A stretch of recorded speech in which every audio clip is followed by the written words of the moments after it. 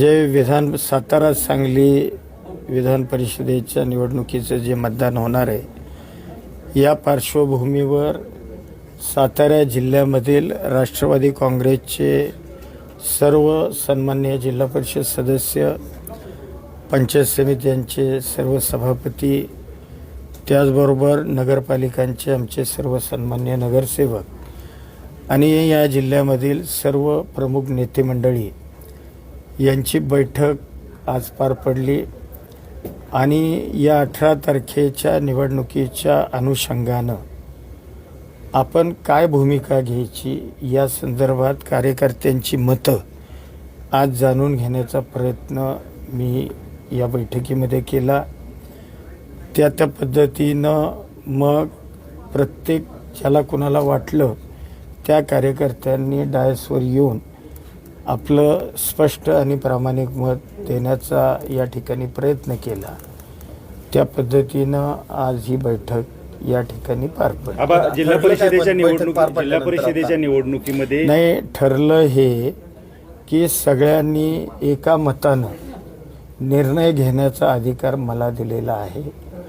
सगळ्यांनी एकामुखानं सांगितलं की आबा भावना आमच्या जरी काही असतील तरी तुम्ही जो निर्णय घ्याल या निर्णयाच्या पाठीशी या जिल्ह्यातला राष्ट्रवादी काँग्रेसचा सर्व मतदार हा राहील, अशा पद्धतीची ग्वाही एकमतांनी सगळ्यांनी दिली आणि हा अधिकार मला त्यांनी दिलेला आहे।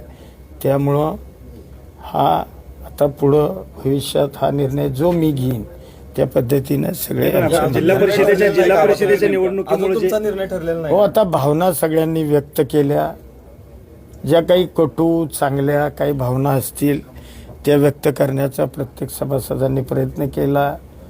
मी माझं मत त्यांना सांगितलं, त्या पद्धतीनं त्यांनी सगळ्यांनी एकमुखानं निर्णय घेतला की निर्णय जो काही उद्या घ्यायचा आहे तो निर्णय एकमुखाने मकरंद पाटलांना आपण हा अधिकार आबांना देऊ।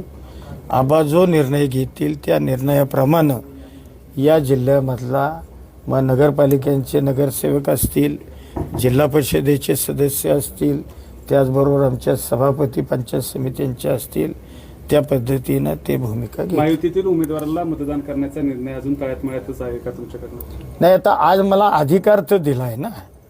म्हणजे आज मला आज ऐकून घ्या, आजची बैठक ही पहिल्यांदा तुम्हाला सगळ्यांना जिल्ह्यामध्ये कल्पना आहे की जे काही मागं घडलं या घटना या अनुषंगानं असणाऱ्या मतदारांच्या भावना ह्या तीव्र स्वरूपाच्या होत्या, त्या ऐकून तर मला घेणं गरजेचं होतं।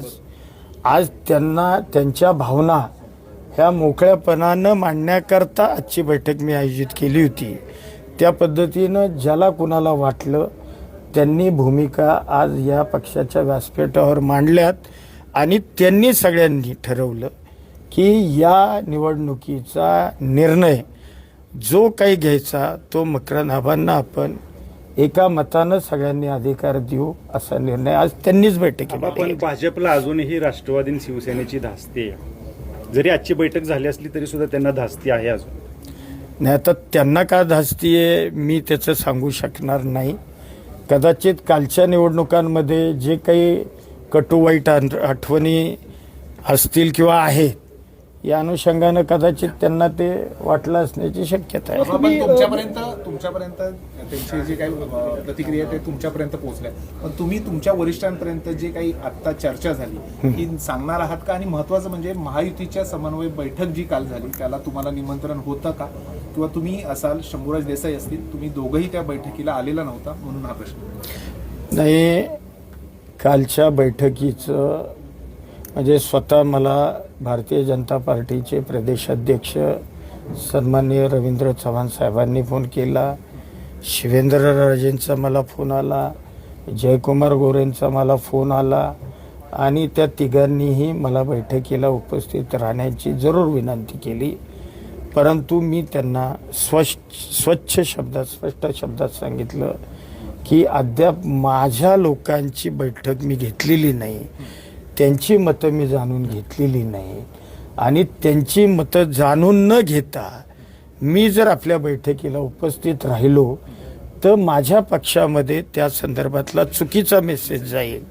त्यामुळं मी कालच्या बैठकीला त्यांनी मला फोन करून सुद्धा विनंती करून सुद्धा मला उपस्थित राहू शकलो नाही. तुम्ही मुख्यमंत्र्यांची भेट घेतली होती तुम्ही देसाई साहेबांनी या संदर्भात मुंबईत? नाही, मुख्यमंत्र्यांची भेट मी माझ्या कामाकरता गेलो होतो. माझ्या पाचगणी नगरपालिकेचं काम होतं, नगराध्यक्ष माझ्या समवेत होते. त्याचबरोबर शंभूराज देसाई त्यांच्या कामानिमित्तानं त्यांनी CM साहेबांची वेळ घेतली होती. योगायोगानं आम्ही दोघं होतो. CM साहेबांनी त्यांना बोलवलं, त्यांना कळालं बाहेर मी आहे, मग त्यांनी मलाही बोलवलं आणि त्यांनी जरूर या निवडणुकीच्या संदर्भामध्ये आमच्याशी चर्चा केली. या बैठकीचा नेमका सार काय समजायचं?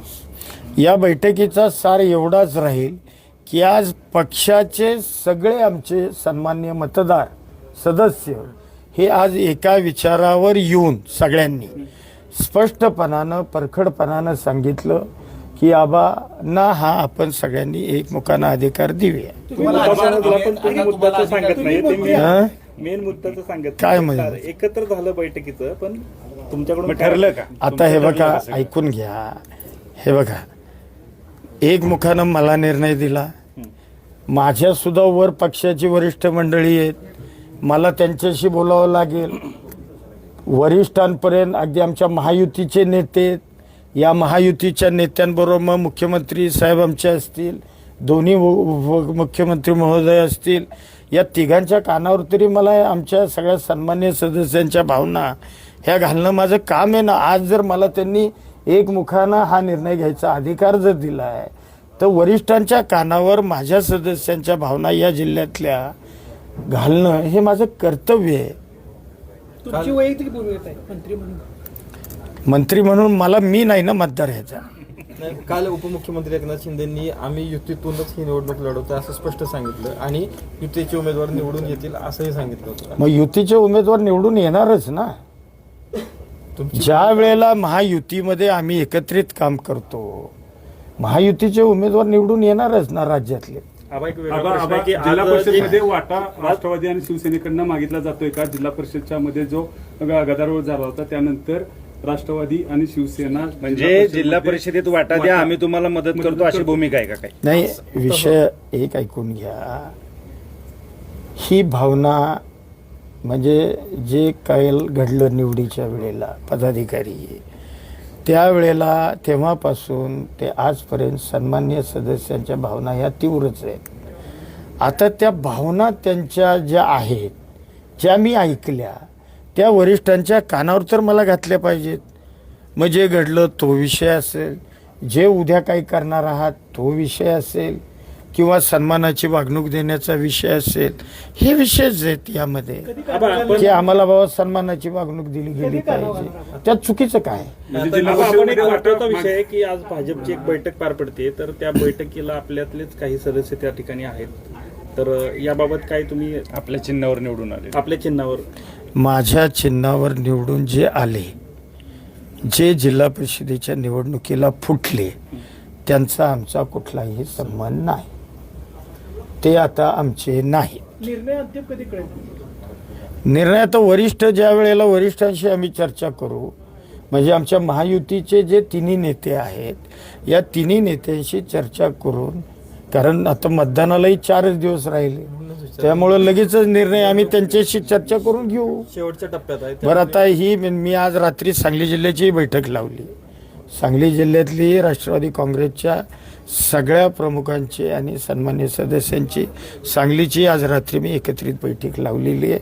आणि आज सातारा जिल्ह्याच्या भावना ऐकल्या, संध्याकाळी सांगली जिल्ह्यातल्या सदस्यांच्या भावना ऐकणार, नेत्यांच्या भावना ऐकणार आणि वरिष्ठांपर्यंत त्या भावना मी कळवणार. आपण पाहतात क्रांती सूर्य न्यूज सातारा. आमच्या चॅनलला लाईक आणि सबस्क्राईब करा.